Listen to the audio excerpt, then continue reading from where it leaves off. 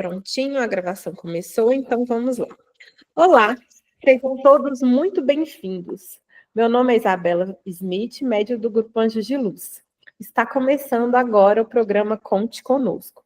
Peço a licença a Deus, a Cristo, a equipe médica do Grande Coração de Astéria, representada pelo Dr. Helmut, mentor do grupo espiritual Anjos de Luz. Orai e vigiai sempre, luz, paz e bem. O programa Conte Conosco tem por objetivo oferecer acolhimento àqueles que necessitem de apoio e orientação. Propõe falar sobre saúde e espiritualidade. O Grupo Anjos de Luz oferece diversos canais que promovem o auxílio e a escuta fraterna ao próximo. Por esse motivo, caso você sinta necessidade de conforto de falar sobre alguma dificuldade que esteja vivendo, conte conosco. Hoje vamos falar sobre o tema a importância do autocuidado com a convidada Débora Gomide, psicóloga, clínica e social, atende crianças e adultos. Atua também em uma organização da sociedade civil chamada GECRIVA, sediada em Vespasiano, MG. Que alegria recebê-la, Débora. Autocuidado é um conceito difundido atualmente, e embora para muitos seja algo óbvio, ainda assim boa parte das pessoas não conseguem de fato estabelecer uma rotina verdadeira de autocuidado. Então agora eu passo a palavra para a Débora. Obrigada, Isabela. Olá a todos que estão agora nos vendo, nos ouvindo, nos assistindo. Eu fico contente por mais uma vez estar participando dessa gravação de conteúdos novos. A princípio, eu pensei como que eu vou abordar um tema que é tão importante. Depois eu fui juntando conhecimento meu enquanto psicóloga, de vida, prático, né? Outros que eu fui adquirindo ao longo da vida. E através de diversas leituras também, eu fui juntando e fui vendo o quanto que é importante falar sobre isso. Perfeito. Você que ainda não conhece o Grupo Anjos de Luz, vamos nos apresentar. O Grupo Anjos de Luz tem como missão promover o ser humano, através de uma escuta fraterna, solidária, responsável e segura, contribuindo para o bem-estar e o equilíbrio das pessoas e animais. A assistência espiritual é feita através de tratamentos disponibilizados no site. Cirurgia espiritual à distância, cirurgia espiritual presencial, oração pessoal, oração para casa, oração para o animal e oração para o tutor. Os tratamentos são gratuitos, complementares e não dispensam acompanhamento médico. Acompanhe a programação online divulgada todo início de mês nas redes sociais. Para começar, vamos lá. O autocuidado se dá de diversas maneiras, sendo emocional, físico, espiritual e social. Vamos analisar cada um deles. Então, Débora, o autocuidado emocional, o que isso significa? Autocuidado é cuidar de si próprio. Se é emocional, então, obviamente, vai se remeter às emoções, né? Logo, é cuidar das próprias emoções. Mas é importante entender o que são as emoções. Eu vou falar bem a grosso modo, tá? Que as emoções, elas são reações fisiológicas que o nosso organismo vai emitir diante de um estímulo, seja ele interno ou externo. Interno pode ser um pensamento, uma lembrança. E externo, a um fato que aconteceu no ambiente, uma contingência. E quando acontece determinado estímulo, nosso cérebro, que analisa a situação, em milésimos de segundos, ele vai emitir um conjunto de substâncias, que são os neurotransmissores. Alguns, os nomes são muito difundidos por aí. Dopamina, serotonina, cortisol, epinefrina, adrenalina, são todos neurotransmissores, mas eu prefiro falar substância que fica mais prático. E eles vão causar modificações no corpo, no pensamento, e vai ativar uma resposta emocional. E todas as emoções, é bom as pessoas terem ciência disso, Isabela, que todas as emoções são naturais e elas têm uma razão de ser. Principalmente as básicas, como o medo, a raiva, a tristeza e a alegria. E a partir delas, temos as emoções secundárias, que é a angústia, o orgulho, a ansiedade, nojo, várias outras, né? A gente tem uma gama de emoções. Parecido com aquele filme, né, o Divertidamente. Eu falo que ele foi muito didático para mim mesmo. Eu assisti o 2 recentemente, né? Só abrir um parênteses. O 2, eu achei que, assim, a pessoa que fez estudou muito neurociência, porque ela foi perfeita, assim, nos detalhes, colocando de uma maneira lúdica, mas contemplando mesmo a neurociência. Foi excelente. Eu achei também. E assim, eu me vi muito no personagem da menina, porque quem nunca foi controlado pela ansiedade, né? E eu consegui entender o mecanismo que ela fazia dentro de mim. Eu, inclusive, recomendo para quem estiver assistindo um filme bem didático. Pois é, ele é um filme realmente muito bom. Não é à toa que ele ficou tão famoso, porque ele realmente, assim, qualquer um da área gosta, né? Mas, assim, voltando, que o problema de boa parte de nós, adultos, a gente não foi ensinado a como reagir diante das emoções. Então, por exemplo, pega a menininha lá do filme, que eu não me lembro o nome dela. Ela tinha as emoções, os pais meio que não ensinavam muito. Eles tinham também na mente deles, que às vezes o filme mostrava, mas eles também não tinham essa coisa de explicar como é que ela vai agir, que às vezes ela emburrava e saía. Eles não iam tanto atrás dela e mostrar que o comportamento dela era esse, era aquele, né? Eles acolhiam, mas também não ensinavam a ela uma maneira assertiva de agir. Né? Hoje em dia, a gente faz isso com as crianças, dentro do possível, mas ainda assim é muito pouco. Mas então a gente não aprende a reagir diante das emoções, principalmente quando elas estão mais exacerbadas, o que também é natural. Mas por a gente não saber como lidar, a gente pode agir de maneira inconsequente ou imprudente e piorar todo o contexto, o contexto que fez aquela emoção surgir. Então, vou dar um exemplo de uma briga, por exemplo. Trânsito é uma coisa que irrita muitas pessoas. Você está lá no trânsito, cansado. Aí vem os pensamentos, quero chegar em casa logo. Aí vem um carro que também está com a mesma emoção, assim, né, de cansaço, ou fome, ou ansioso para chegar em casa, enfim. E aí dá uma esbarrada no carro, ou corta ele e causa um acidente. Na hora, a pessoa fica nervosa. É natural você ficar nervoso se um carro te fechou, não é? Natural. Teve um acidente ali, vamos supor que ninguém se machucou. O que a pessoa às vezes faz? Que a gente vê sempre. A pessoa, na hora que vem a raiva, porque assim, existem vários neurotransmissores. Para cada emoção, é como se fosse um alquimista que pegou um tanto, substância A, B e C em tal quantidade, vira alegria. Substância tal, tal, tal, vira raiva. Substância tal, tal, tal em cada quantidade, vira ansiedade. Aí a raiva juntou um tanto de substâncias. Por exemplo, a adrenalina, que é de motivação. O que acontece no físico da pessoa? O cérebro pensa, eu tenho que reagir, uma sensação de fuga. A pupila dilata, vou dar exemplo bem básico, a pupila dilata por quê? Para enxergar melhor. A gente tende a cerrar os punhos, não é? A gente faz, até ergue o peito, cerra os punhos, vai mais corrente sanguínea para as pernas, por isso, às vezes, a pessoa com raiva, medo ou ansiedade, tem até umas semelhanças. A face fica mais branca porque tem que ir sangue para as pernas. No caso do medo, é para fugir. No caso da ansiedade, fica numa situação também de entre fuga e luta, porque a ansiedade e o medo são meio que primas, irmãs. E a raiva para a pessoa agir. Então, a pessoa, o que ela quer fazer? Ir para cima da outra. Aí vem o pensamento, palavrões, né, algumas vezes, e vou ter que xingar fulano. Aí começa a xingar, e nisso o outro reage.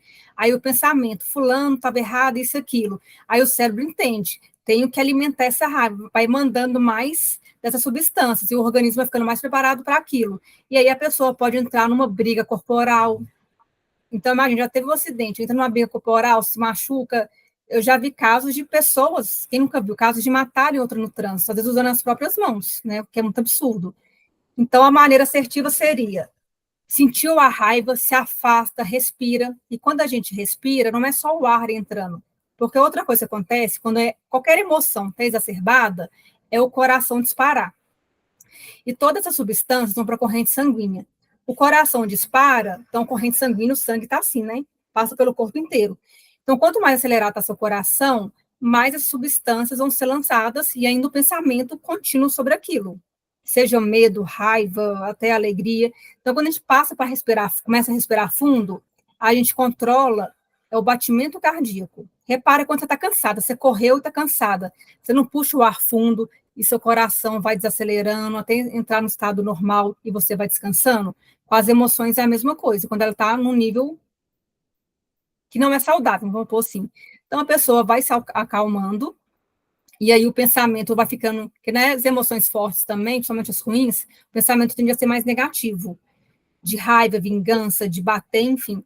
E aí, à medida que ela vai respirando fundo, o coração vai desacelerando, a corrente sanguínea vai entrando na circulação normal, e se ela se afasta e tenta mudar a forma de pensar, não, calma, não é coisa de doido falar sozinho. Calma, foi só um acidente, não é assim que resolve, vou respirar fundo aqui, depois eu volto para conversar. Aí o cérebro vai entendendo que aquilo não é uma reação, não é uma coisa que necessita de uma reação tão séria. Isso vem dos nossos ancestrais, né? Os primeiros seres humanos que tiveram, que tinha aquela coisa de luta ou fuga, porque se não ficasse vigilante, um animal poderia matar, antes da sociedade ser como é, né? E tinha que caçar para se alimentar, então o ser humano tinha que ser ansioso, tinha que ter raiva, tinha que ter medo, que era o que fez o ser humano sobreviver. Mas hoje em dia não precisa mais disso. Só que o cérebro, a parte emocional, é ainda muito primitiva em relação à parte de fora, que é o córtex, como um todo. Somente o frontal, que é o da cognição, que é o que inibe, né, esse tipo de pensamento. Então, assim, a gente tem que entender que quando as emoções nos afetam, e como a gente aprende a responder a ela, as respostas são benéficas ou maléficas, né? Se nos afastam das pessoas ou nos unem, então é maléfica se nos afasta, benéfica se nos une. Se nos fazem resolver o problema ou se faz piorar, igual do exemplo. A pessoa foi lá com uma cautela, conversou, resolveu, ou se piorou porque brigou, xingou, saiu no braço. Se vai causar um mal-estar interior ou não, ou, por exemplo, no estresse, libera muito cortisol, vai afetar seu estômago, então você vai ter uma gastrite, um exemplo, né? Então, assim, é importante perceber que, por ser uma reação fisiológica, ela afeta também nossa cognição e comportamento. As emoções é algo que a gente não tem controle. Não existe assim. É lógico, se a pessoa está nervosa, você vira, fica calma. A pessoa não vai ficar calma naturalmente. Não tem.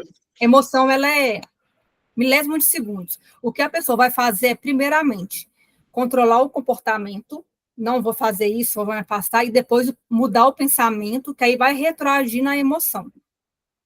Elas têm raízes na parte mais primitiva do cérebro, como eu expliquei, que é chamada sistema límbico, né? Não precisa de guardar esse nome, mas vai saber que tem um sistema que é o núcleo do cérebro.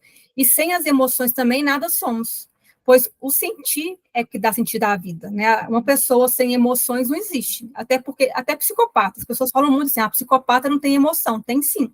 Ele não tem emoções sociais, tipo arrependimento, não consegue ter empatia, mas ele tem medo, tem ansiedade, tem raiva, pode até ter amor, às vezes a ele próprio, mas tem emoções também. Então, a gente entender que a gente pode reagir de maneira mais assertiva e saudável quando a gente sente emoções mais fortes é muito importante. Claro que não é fácil, né? Eu sei que falar é fácil, mas assim, eu tenho que dizer. Principalmente se o cérebro entendeu a agir assim.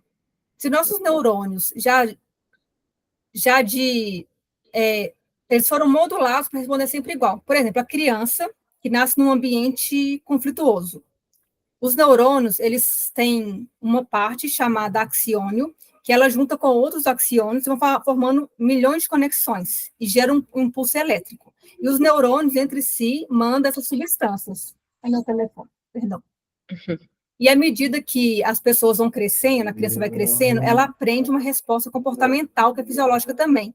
Imagina um maralhado de milhões de neurônios e eles se juntam e fazem conexões. Toda vez que o estímulo é parecido, o cérebro entende que tem que ser daquela forma, como se fosse uma programação de computador. Igual se a gente apertar o W aqui, ele está programado para aparecer a letrinha W no computador, vai ser a mesma lógica. Ctrl C é programação de copiar, não vai ser outra coisa, vai ser de copiar, a não ser que seja desconfigurado. Então, os neurônios da gente, eles criam essas modulações, que é uma coisa fisiológica também, neurológica, biológica, que às vezes parece que é uma coisa abstrata, mas não é tão abstrata assim. Mas a gente pode e deve trabalhar nossas emoções e criar estratégias que nos permitem melhorar. Igual tem gente que fala assim, eu sou nervosa mesmo, mas, poxa, se o seu nervosismo é uma coisa que afeta suas relações sociais ou você mesmo, por que não mudar? Eu sou uma pessoa muito ansiosa. Tá, a ansiedade é uma emoção natural, mas está além do limite, pode virar um transtorno. Por que não cuidar? Eu sou muito, enfim, qualquer emoção que às vezes está demais, a pessoa acha que tem que ser daquele jeito para sempre. Não. Então, a autoobservação, que é muito importante, O que eu estou sentindo nesse momento? O que tal situação me causa? Lidar com fulano, com ciclano, quando isso ou aquilo acontece. Autorresponsabilização também é muito importante no processo, porque uma tendência nossa é, eu agi assim porque você me provocou, porque fulano fez isso. Tá, o que o fulano, o ciclano fez, trouxe a emoção, mas a forma como você se comportou é responsabilidade sua, sim. Então, tem que ter também autorresponsabilidade. E eu ressalto ainda, Isabela, que as nossas emoções, elas estão fora de controle, né? Há uma grande possibilidade da gente adquirir transtorno psicológico como a TAG, que é o transtorno de ansiedade generalizada, não é ansiedade, é ansiedade generalizada, já é um transtorno. A depressão, ressaltando que depressão não é uma tristeza forte, é um conjunto de sintomas onde a tristeza está, sim, de forma acentuada, mas não só tristeza, irritabilidade também está, por exemplo, ou desencadear outros transtornos, cujo tratamento é contínuo, como o transtorno do humor, ou bipolar, como as pessoas conhecem hoje em dia, esquizofrenia, que aí são transtornos que não têm um tratamento, assim, de início, meio e fim, como a TAG e a depressão tem, que a pessoa consegue se curar. Até ruim falar curar, porque não são doenças, né? A gente cura a doença. Mas, por exemplo, esquizofrenia e bipolaridade, ele é contínuo, então o tratamento é a vida inteira. Mas é igual uma pressão alta, a pessoa vai tratar a vida inteira. Então, falar sobre as emoções, assim, daria um quadro inteiro. A gente poderia falar 2 horas aqui se eu fosse explicar detalhes por detalhes, né? Só que dessa vez aqui eu vou me ater ao básico, né? Usando tempo. Eu até queria comentar, porque curiosamente hoje eu acordei pensando numa lógica, pensando sobre Aristóteles, né, o filósofo clássico, que ele fala que, né, resumidamente, não com essas palavras, mas que o justo meio, né, o equilíbrio, é a medida da felicidade. Então, a gente procurar não estar nem lá, nem cá, nem no polo de não fazer nada, esqueci a palavra, mas de você não reagir, e nem no polo do excesso, né? Procurar ali ser mais equilibrado. Tomar decisões com emoções exacerbadas, até mesmo a alegria, pode ser prejudicial. Se você estiver muito alegre, não tome nenhuma decisão, porque você pode se arrepender, quer dizer, você pode prometer coisas que não vai cumprir depois. Se você estiver muito triste, também não tome decisão, porque você vai estar com a tristeza, uma negatividade ali que você pode se arrepender depois, e também a raiva, né? Então, no momento de emoção forte, não tome decisões, espera passar para tomar a decisão. Perfeito. E agora, passando aqui para o autocuidado físico, o que é que nós precisamos fazer? Todo autocuidado dá um pouquinho de trabalho, né? A gente fala assim, mas na prática é trabalhoso. Autocuidado físico, cuidar do corpo. Mas ainda é comum as pessoas fazerem um link de cuidado físico somente com perda de peso ou ganho de peso, né? Musculatura, estética. Mas olha só, nosso corpo, ele é composto por diversos sistemas. Tem o digestório, o nervoso, o circulatório, o muscular, ósseo. E cada órgão vai ter sua função. E a gente tem um cérebro, que também é um órgão que controla tudo isso. Mas, assim, pensando na ótica espírita, o corpo, né, me corrija, né, se eu estiver errada, mas, assim, o corpo, ele carrega um espírito que vai passar por provas e ou expiações. Então, um corpo frágil, às vezes, pode não dar conta de tantas demandas se ele não for bem tratado, né? Eu penso, pelo menos particularmente assim, esse corpo é meu, mas não é meu. É meu, está sob minha responsabilidade, cuidar dele.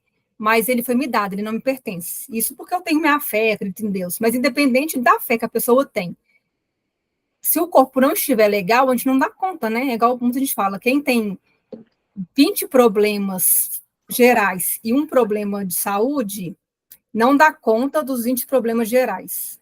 Não, como é que é? Eu me perdi, mas é algo assim, que fala que às vezes você pode ter vários problemas, mas sem nenhum problema de saúde, você dá conta de lidar com esses 20 problemas. Mas se você tem um problema de saúde, você não consegue lidar com mais nada. Né? Sim. Então, assim, quando a gente fala em atividade física e alimentar bem, todos os sistemas do corpo ganham saúde, força, são beneficiados, inclusive o cérebro.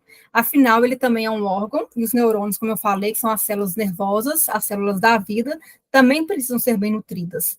Porque já é comprovado também, cientificamente, que uma alimentação com alto teor de açúcar e gordura inflama o cérebro. E isso pode prejudicar os neurônios e, como consequência, não só trazer doenças no campo físico, diabetes, colesterol alto, problemas hepáticos, né? mas também no campo mental, porque ele vai prejudicar a recaptação desses neurotransmissores. Lembra que eu falei, os neurônios que liberam os neurotransmissores. Ele tem uma forma de, como eu falei, lembra a alquimia, de agir. E se o cérebro estiver inflamado, no caso, tem uma parte do neurônio que chama uma proteção dele, bainha de mielina. E algumas substâncias inflamatórias façam que ele perca essa bainha de mielina. Então, pode prejudicar as conexões. Aí ele fica, tipo, disfuncional. Então, a pessoa ela vai desregular suas emoções, podendo apresentar sintomas semelhantes a certos transtornos ou, de fato, adquirir esses transtornos. A mesma coisa ocorre por falta de nutriente, vitamina D, B12, enfim. Né? Às vezes a pessoa está cansada, apática, sem vontade de fazer as coisas, inclusive até mesmo triste. Mas você faz um exame e vai ver que ela não tem um motivo específico para isso emocional, por exemplo. Não teve um fator que causou isso. Quando faz um exame, um hemograma, está lá, falta de vitamina D. Aí você lê o que a falta de vitamina D traz, quais sintomas. Aí você vai ver cansaço, fadiga. Então, os dois têm que estar bem alinhadinhos, né? O certo é cuidar da alimentação. Ó, quem dorme bem, faz atividade física e se alimenta bem, atividade física, sono bom e alimentação já é um primeiro passo aí, básico para a saúde mental. Mas é claro que nenhum corpo tem vitalidade eterna, né? É a lei da vida, que ele vai aos poucos se fragilizando, se desligando, né? Os órgãos vão entrando em falência, chega um ponto de poda neural que realmente vai trazendo danos, né? E, assim, eu me refiro aqui à morte natural, não morte de acidente, não morte de doenças adquiridas ou doenças genéticas, mas a morte natural, que o corpo chega um momento que, olha, deu meu prazo aqui na Terra, deixa eu ir, né? Mas a existência, sem cuidado com o corpo, ela se torna mais dolorosa, e não precisa ser assim. O envelhecimento, ele pode ser sadio, e é um momento muito precioso de reflexão, de fechamento da vida. Não é porque você se tornou idoso que a vida acabou. Tem um período na vida das pessoas que elas até uma certa depressão, que é comum nos idosos. Por quê? Trabalhava, tinha uma vida ativa, isso, aquilo, e de fato ele vai ter algumas limitações. Mas aí é um ponto de reflexão para um novo caminho. Não é como o jovem que pensa para o futuro. Ele entende que sim, ele não pode planejar mais 50 anos, mas ele pode fazer desses anos bons. Eu vejo muito idoso falando assim, está doente, com alguma dor, e fala, é coisa de velho, ser velho é assim mesmo, mas não tem que ser. Pode ser sadio, pode ter menos dor. Então, assim, existem doenças e transtornos que, de fato, estão fora do nosso controle. Que algumas vezes, como eu falei, são hereditários, fatalidades, ou expiações mesmo, né? Eu creio nisso, que são as expiações que a gente tem que passar mesmo para o nosso desenvolvimento. Mas a gente não sabe mesmo a causa real, né? Mas se a gente pode fazer o processo mais saudável, por que não? Né? Então, não é difícil se cuidar fisicamente. Eu não preciso explicar, né? Pois hoje em dia todo mundo fala sobre isso, é um assunto muito falado, muito difundido. O ponto-chave é escolher se cuidar em vez de escolher preguiça, hábitos ruins para a saúde, a zona de conformidade, que a palavra zona de conforto eu nem gosto tanto, está mais uma zona de conformismo mesmo, né? No qual a maioria de nós vivemos. Maravilha. E, Débora, você falou de maneira muito profunda e assertiva sobre o autocuidado físico. Então, eu peço a todos, né, convidar a todos a acompanharem comigo a oração do cuidado, que também nos mostra, né, pela ótica e da oração, como ele é importante. Oração do cuidado. Senhor, dá-me a tua mão e conduze a minha vida. Guia os meus passos para que eu caminhe seguro. Sob as asas da tua misericórdia, sinto-me protegido. No colo da tua bondade, encontro descanso verdadeiro. Em dias de medo e angústia, abriga-me em teu poder. Em momentos de ansiedade, faze cair sobre mim a tua paz. Ao sentir-me fragilizado, ajuda-me a ter esperança. Cuida de mim e dos meus amados. Cuida do meu destino. Quando a culpa me acusar, acolhe-me em tua graça, absolve-me do pecado e faz-me renascer do teu perdão. Se eu cair, permita que eu caia em tuas mãos. Se eu permanecer caído, dá-me a tua companhia. Seja como for, cobre-me com o manto do teu amor. Graças pelo teu cuidado, graças pela salvação. Agora dá-me a bênção que tanto anseio. Amém. Amém. E aí, seguindo, né, na parte espiritual, também temos o autocuidado. Mas, afinal, ele tem a ver somente com a igreja, com a fé? Como que ele seria? O Brasil, ele é dominado principalmente pelo cristianismo, né? Católicos, evangélicos, kardecistas, mas ainda tem muita gente que segue outras linhas espirituais, mesmo não sendo teístas, como o budismo, por exemplo, né? Que não tem um Deus. Mas eu percebo cada uma como parte de um todo, né? Um quebra-cabeça. Mas isso é um pensamento meu, tá? Meu da Débora. Eu creio em Deus, em Jesus, tive uma criação católica, conheço o espiritismo, mas eu jamais desmereço o que as outras religiões ou doutrinas pensam a respeito de divindade e espiritualidade. O budismo também foi uma que eu frequentei bastante tempo, mas assim, eu só não me converti porque eu creio em Deus, e eles não têm Deus, mas é uma filosofia incrível assim de vida. Mas o que todas elas têm em comum, pelo menos as que eu conheci, é que todas têm uma vida além desta. Agora, a forma como isso se dá, aí varia de crença para crença, mas todas é um fato, elas retratam a espiritualidade de alguma forma. Se você se sente bem em uma igreja, um templo, em comunhão com as pessoas, e se sabe que ali é um lugar do bem, para o bem, pelo bem, então seja frequente, viva essa experiência.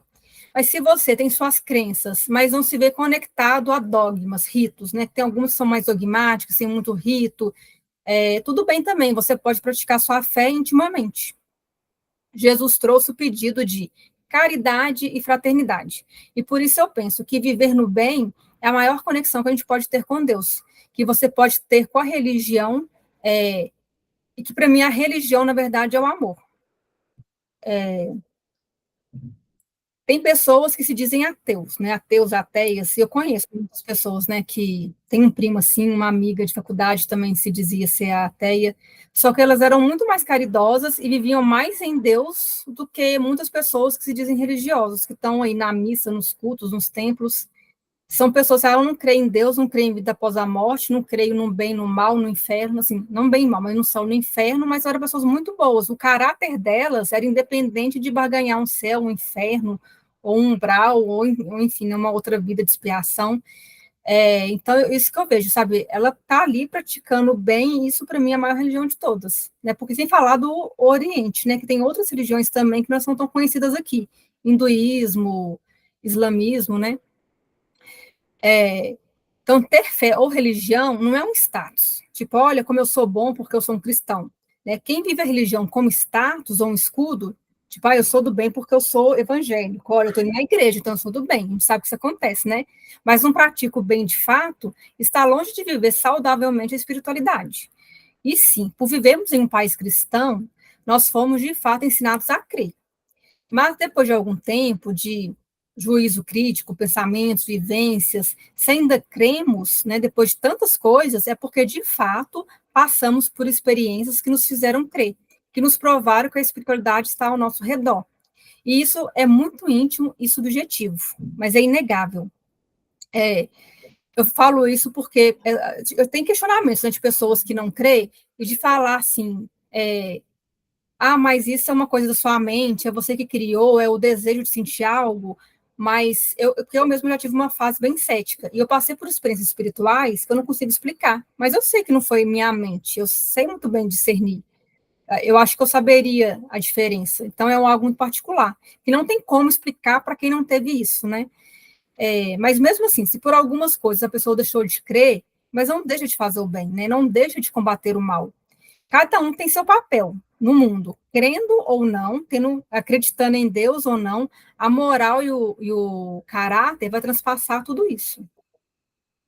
Com toda certeza, até porque a espiritualidade vai muito além de religião, né? Você entender até para além de bem e de mal e pensar em padrões vibratórios, que você acaba cocriando, né, o que você é.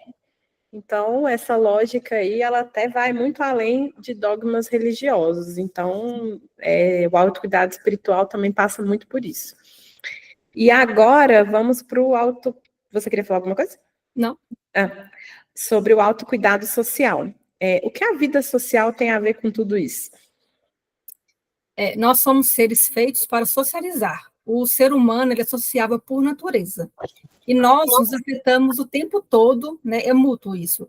Então, a gente precisa do outro, desde a fecundação, né? Que precisa de um óvulo, né? E de um espermatozoide para fecundar, então já começa por aí, um precisar do outro. O nascimento, que precisa da mãe para o bebê nascer, e outras pessoas ali para ajudar.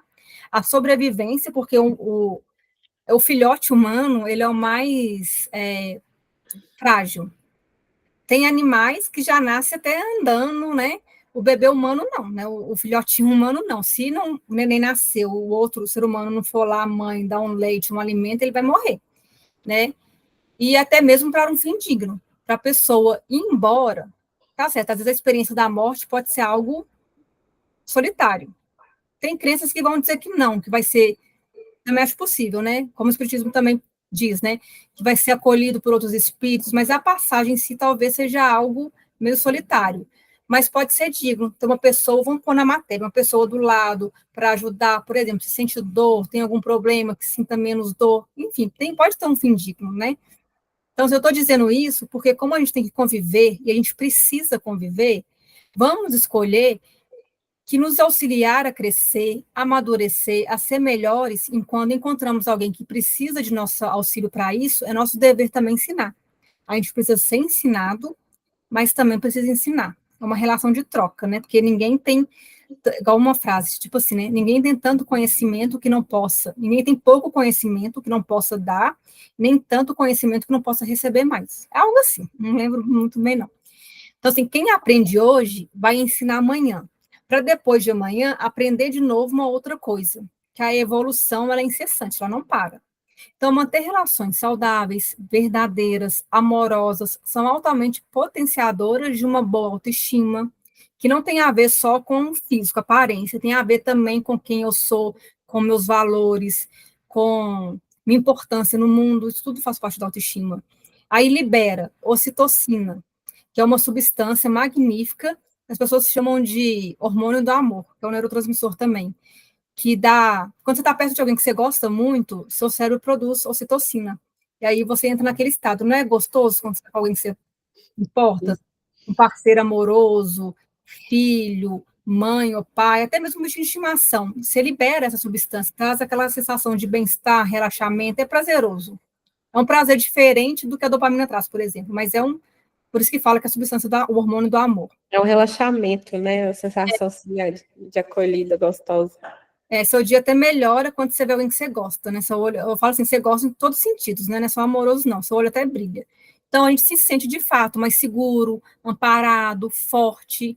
Então, isso vale, né? Eu falei, para todas as relações amorosas, familiares, no ciclo de amizade, no trabalho. Então, na família, manter uma relação saudável é importante, que é uma rede de apoio. Círculo de amizade, amigos que são tóxicos, que te colocam para baixo, não é o tipo de pessoa que você deve estar junto, nem o tipo de pessoa que você deve ser. No trabalho, manter uma relação de cooperatividade em vez de competição, para não criar aquele clima chato de desconfiança. Não é que você tem que ser amigo das pessoas do trabalho, mas pode surgir uma amizade verdadeira, sim. Mas mesmo que não tenha uma amizade íntima, mas seja um ambiente também acolhedor, que você goste de ir, porque sabe, a fulano vai estar lá e fulano é legal, gente boa, eu gosto de fulano, né?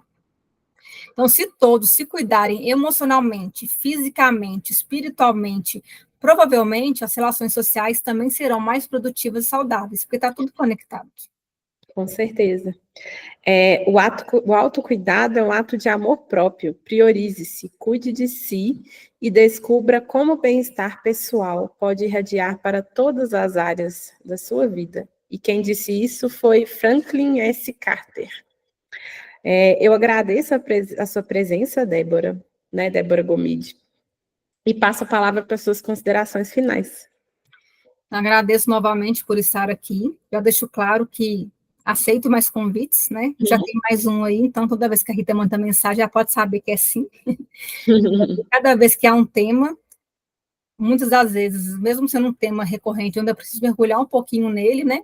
Isso também me traz mais conhecimento, crescimento moral, espiritual, fé e alegria no coração, né? Eu gosto muito de aprender e de passar aprendizado também, porque eu cresço. E eu gosto também que os outros cresçam comigo. Então, eu agradeço a todos que assistam, seja agora, mais para frente, né? E desejo também ao Grupo Anjos de Luz tudo que há de melhor. Vocês fazem um trabalho, assim, magnífico, excelente. Eu já estive no local e vocês são, ó, só tenho elogios e agradecimentos também, tá? A fazer para vocês. Que coisa boa. Então, pessoal, até o próximo programa. Recebam o nosso abraço fraterno. Agradeço a Deus, a Cristo, a equipe médica do Grande Coração de Astéria, representada pelo Dr. Helmut, mentor espiritual do Grupo Anjos de Luz. Orai e vigiai sempre, luz, paz e bem. E até a próxima. Até a próxima.